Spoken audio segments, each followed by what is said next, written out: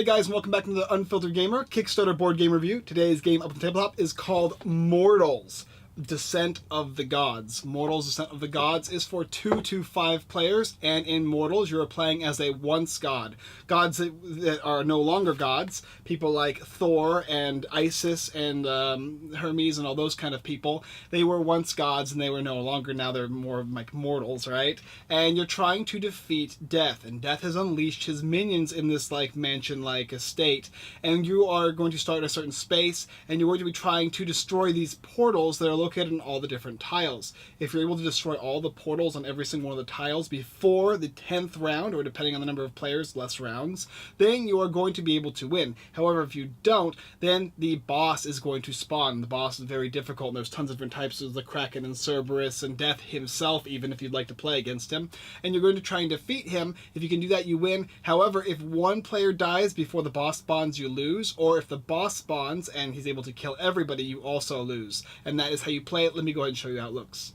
So here is the game Mortals, and as you can see, it comes with 6 tiles, and they all have a numerical value on them in the middle of the boards here. You're going to also then go ahead and place these little portals here, and you're going to start them on the 6th side. Everybody gets to choose their own unique character. In a 2-player game, you get 2 characters each, and 3, 4, and 5, you get to have each your own individual character. You're also going to have 2 types of die. You're going to have the free action die, and then you're going to have like the boss action die here. There's some basic die you'll be using for combat. You're going to be getting these spawning cards where monsters are going to spawn. You have item cards here from the item deck, and then legendary items that you can acquire when you defeat legendary monsters.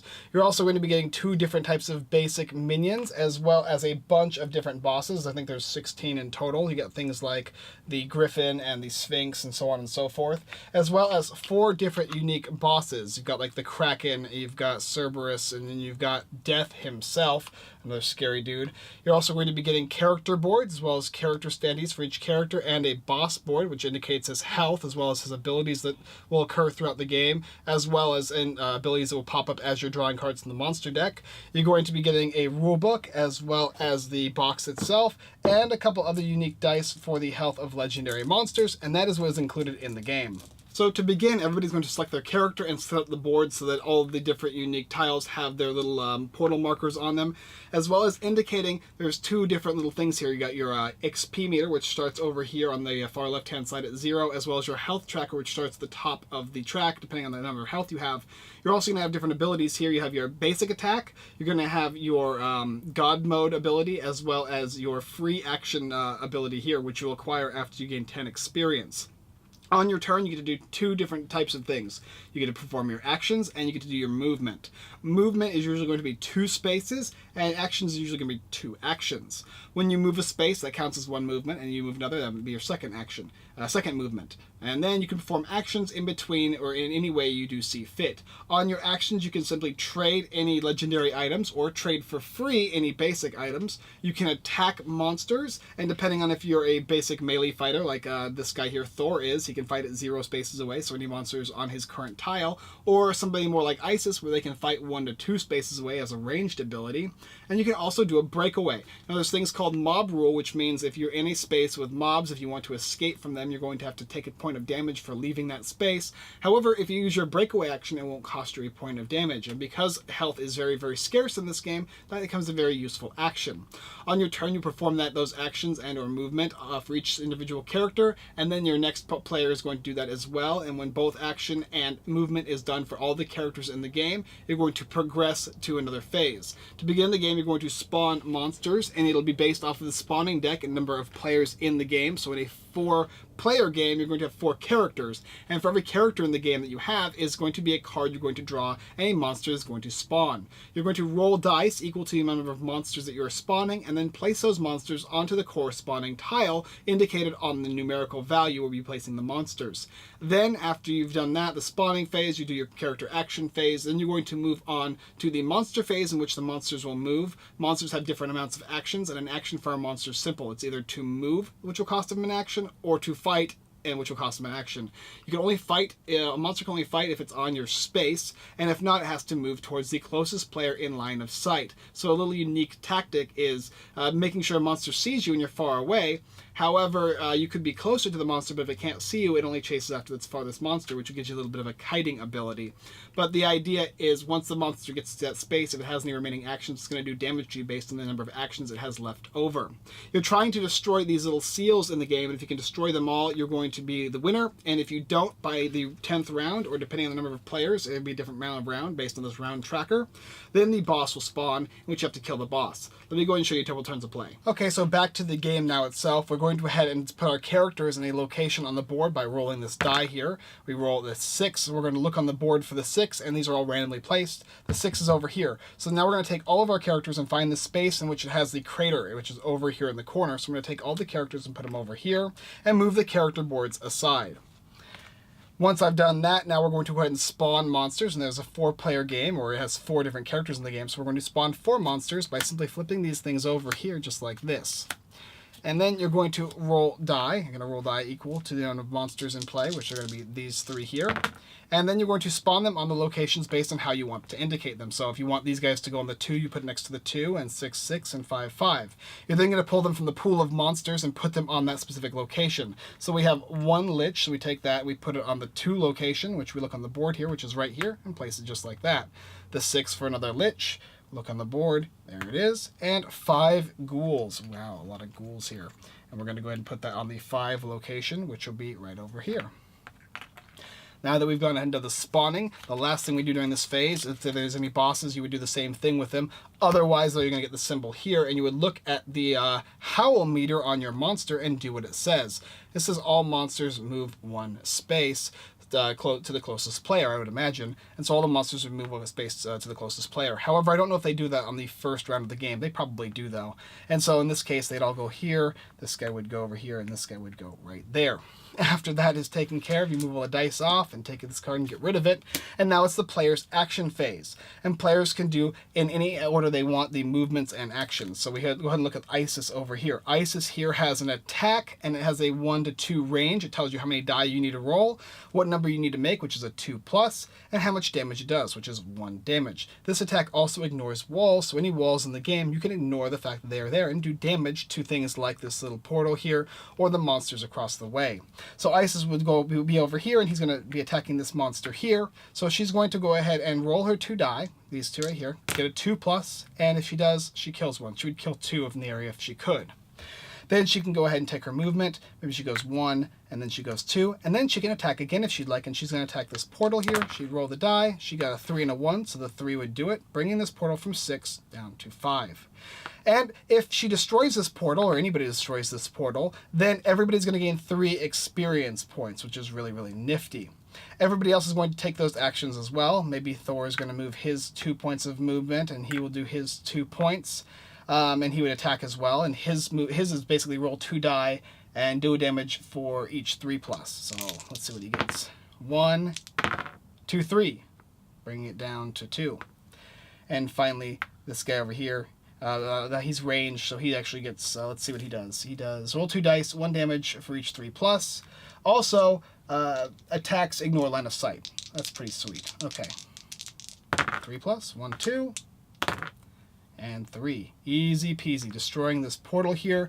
And you're going to look at your AXP tracker, which is down here, and you're going to move it up 3 notches. You would also move it up a notch for each enemy you killed, so she would actually have killed an enemy. When you destroy a portal, or if you do damage to a portal, or if you destroy an enemy, you're going to be able to draw a card from the item deck, the basic item deck, and you could use that at the end of your turn. You can have that. So she would get it, and so would Mr. Artemis. He would also get one as well. If the monster was a legendary monster, they could instead choose to draw one of these legendary cards, which are used throughout the game and do not get discarded. However, if you use one of these guys, they'll simply, this one says gain 1 health. She would just discard it to gain a health if she ever needed to. Another thing to note is when moving across this tracker here, if it got to this symbol here, which is the free action symbol, that is when she'd be able to use this die here. And there's different types of symbols on here. There's this one here, which is the superpower, and then you get the basic free action, and it lets you do different things. This one says that she can select any monster occupied space, and then this space does not cause the mob rule to happen. And then this would be a boost of that power if she would have gotten the stronger one here. Other guys do different things as well. So she'll take that and put it aside. Then, after that, everybody has done their movements and all that, then you would take the round and you'd move this on and pass it to the next player. It would go from 1 to 2. Depending on the number of rounds there are is when the boss would spawn. In this case, it would be a 10-round game, and so the next player would get to go. However, you're now going to have all the monsters move and perform their actions. So every single basic monster is going to get to move 2 for their actions, 1 and 2. If you had these guys out here, these guys are the Spawn the Lich. These Liches will actually get to move 3. And then any single one of these legendaries gets to do 3 as well, and then they also have additional abilities. And finally, the legendary guys here, they have their own actions as well, which I think is 6 per guy, so they have 6 actions. And it's pretty simple how they work. If this guy, for instance, was right here, he would move his 1 action, and then for his 2nd action, he would do damage, and because there's 2 guys here, one person would determine who takes that damage. And then after that, the round continues. You flip over some new cards for each and every single one of the players in the game, or characters in the game, I should say. And then you're going to roll the dice. Oh, not this guy here. Then you're going to assign them and place them somewhere on the board. As you go around, you're trying to destroy all these portals, and if you can destroy all these portals in the nick of time, you're going to win. However, if you don't, the boss is going to spawn, and then he's going to try and hunt you down. You're going to need to kill him. Every time you destroy one of these little portals here, you're also going to do damage to the boss. You'll do 6 damage to the boss. And the boss is going to have his 6 actions, so during the monster phase, he would also move his 6 actions. So he'd be like 1, 2, 3, 4, 5, 6. He'd move a lot, right? And if he was right next to you and he walked onto your space, he would do 5 damage total to one of these two, one or both these monsters in some combination, players in some combination. You're also going to be able, he's also going to be rolling these die here every turn, and if he rolls one of these, he'll do his Howl ability. If he rolls if he rolls the bigger one, he's going to do his Full Moon ability. All monsters move additional 2 spaces. So this boss specifically makes a lot of monsters move really fast. And so that is basically the idea of how you play Mortals. You're trying to run across the board, gain as much abilities as possible, like trying and power up yourself, and getting to that coveted God mode, because if you can get there, you're going to get that free God mode for the rest of the game. This one says his attacks do double damage, which is super powerful, from 1 to 2 damage, and you roll 3 dice. So that can do up to 6 damage for just one single attack action, up to 12 total. And as well as trying not to die. You die, one single character dies in the game, it is over for you. And if the boss spawns and all your characters die, then that would also be game over for you as well. 2 different unique aspects of the play, Mortals. So a couple caveats as well in the game. Now the first thing you want to talk about is the fact that there are a bunch of these legendary items that you're going to get when you fight these scary monsters here, and they all have unique amounts of health. So before we talk about those, let's talk about some of the monsters. One of them, for instance, is going to be this Cyclops here, and the Cyclops has 9 health. It shows you how much health they have. Otherwise, they only have 1 if it doesn't have a health total. And it tells you what they do. This one says that for each attack, it does 2 damage instead of 1. Really, really, really powerful. Here's a Gorgon. This one has 7 health, and it has a range of 0 to 2. So it can attack you melee, or it can attack you up to 2 spaces. The players within line of sight reduce their total actions by 1. So it kind of freezes you. Really unique there. And there's a bunch of other ones. Some of them move through walls and whatnot. Speaking of walls, your guys can't move through walls. However, there are certain characters that will allow you to shoot through walls, and that is a whole different story, as well as some of the monsters in the deck will actually be able to move through walls and ignore that fact. Also, when you kill those monsters, you get these legendary cards, and there's quite a few of them. And what's interesting is, yes, they give you a specific ability. This one lets you re-roll a die for every melee attack. Re-roll 1 die when you do a melee attack. You simply turn it to the side, and that means you've used it. However, if this is attached to Heimdall, then this will unlock in God mode. So if Heimdall has this, and he's in God mode, all players, including him, add 1 die to their attack when occupying Heimdall's space. So really, really powerful. Other ones like this one here's Eye of Ra. This one says that it rerolls 1 single range attack, but it also unlocks a God mode that Horus can attack, can ignore target priority. So normally when you're fighting in an area, you're gonna fight the lowest priority, the highest priority targets, which are the small dudes, all the way up to the highest priority targets, which are the big scary boss guys here. So you have to fight from lowest to highest. In this case, though, for Ra, he would ignore that fact. There's also some other ones that actually don't have anything to do with the specific characters, like Ambrosia, which will let you re-roll any die, and you simply tap it like that. Also, remember that ranged characters can't attack in melee, and melee can't attack in range. It's a very specific amount of numbers on the cards that say 1 to 2, which means 1 space away to 2 spaces away, or simply 0, which means you fight on the space you're in. So that's the basic idea for Mortals. Let me tell you what I think about it. Alright, so what to say about Mortals? Well, the first thing is choosing a boss, right? These bosses, there's 4 of them, and they range in difficulty, but Death is one of the scariest ones because you can lose God mode at the end of the game by just him simply rolling the die and getting lucky. Or he can make all the players discard a common item. There's tons of different varieties for the different gods, as well as characters. And in fact, the range of characters is very unique. You have all the different types. I mean, there's tons here. We got Semet, Heimdall, Freya, Anubis, Poseidon, Zeus, Hela, and Aphrodite, as well as even the ones I showed you out there. And they all have their own unique abilities and their different types of attack, and they all present a unique aspect to the game, and you want to kind of coordinate with your allies which guys you need. You want some with range, you want some with melee. Melee might be stronger, but they're also easy to succumb to the monsters, and monsters spawn like crazy. You always feel like you're doing well until a certain point when you're just not doing well. Kind of reminds me of Zombicide and how the monsters kind of chase you and move around towards you, but when this one has a unique ability where no matter where you are, if the monster sees you and doesn't see your opponent or your ally, then it's going to chase you no matter how far you are away. So it gives you that little unique kiting ability of the game, which is really, really cool. I like that aspect of the game a lot.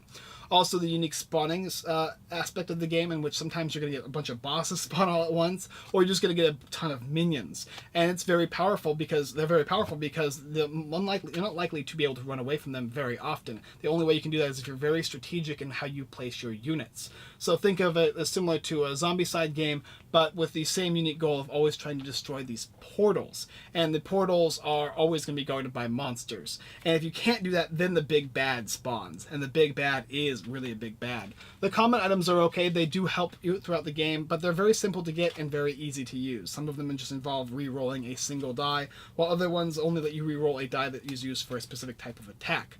However, the legendary items are super good, and some of them are really strong, especially if you have unlocked God mode with the specific character and that specific item, but you need to have all of it, and you need to be able to trade. And trading legendaries actually costs an action, so it does require a little bit to do. I like the unique aspect of leveling up. In fact, that you're going to get new different types of abilities and unique chances. The unique action aspect of the game, the free action aspect of the game over here, which is really cool. Something like Zeus gains 1 bonus move and ignores the mob rule, or if he gets the free action, it's the same as above, plus he does 1 die of extra damage. He gets to roll 1 die of extra damage per attack this turn. Super cool. And they all have such a uniqueness to them. And in fact, some of the characters are stronger than others, which is really, really nice because it makes the game, gives you a choice of difficulties as to how hard you want to be or how easy do you want it to be. When we played this game, man, it was tough. The first game we played was insane. These monsters did not stop spawning. They started getting things colliding in with us. And the next time we played the game, after seeing like the combinations, how you can form the different parties and stuff like that, it made it a little easier, but it still presented a challenge. And this game definitely is challenging. If you don't mind the standee aspect of the game, the art is really good. So if you don't care about miniatures all that much, because there's a lot of different components in this game, and if you don't mind the different style of art, it's got like this kind of cartoony feeling / dark aspect of fantasy. I like it. It's definitely pretty cool here. I'll go ahead and post them up so you can see it.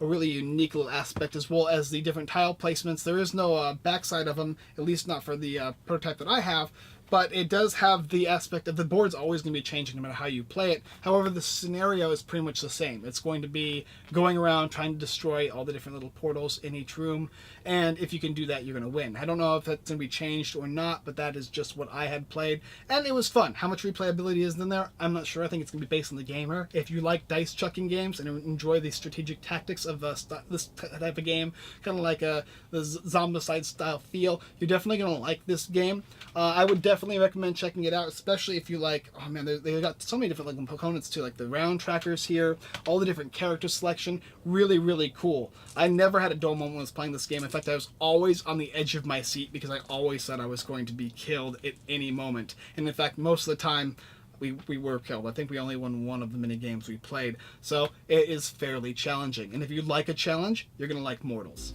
Alright guys, thanks for watching the Unfiltered Gamer Kickstarter board game review. If you like this video, go check out the rest of our videos here on YouTube. Like, subscribe, and comment. It all helps, and we do greatly appreciate it. Also, go and check out Mortals, currently on Kickstarter, in the description below. If you like this, go ahead and check out our website too, unfilteredgamer.com. We've got tons of blog posts, Kickstarter lists, and giveaways, so you can go ahead and check out and help us out. We do greatly appreciate it. I think we have Villains, Vigilantes, as well as Story Bowl currently available on our giveaway list. Also, go ahead and check out everythingboardgames.com and the Giveaway Geek. They have tons of great stuff as well as giveaways and other stuff like that. Coming down to the holidays, so we're going to have some really good giveaways to give out to you. Alright guys, that's all I got for this episode. I look forward to and seeing you next time.